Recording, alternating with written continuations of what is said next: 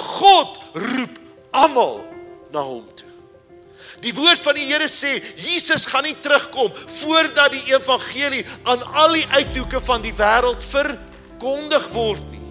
Geen mens op aarde, of jy nou in Paraguay, en of jy nou in Budapest, en of jy in Makwasi sit, geen mens op aarde sal kan sê, I didn't know.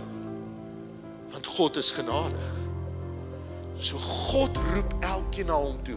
Hy kom na elke mens toe, elke nasie, elke volk, en hy gee vir my en jou die uitnodiging. Hy roep ons na hom toe.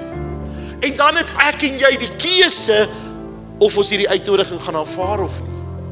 En as ek en jy die uitnodiging aanvaar, dan word ek en jy deel van sy uitverkore volk.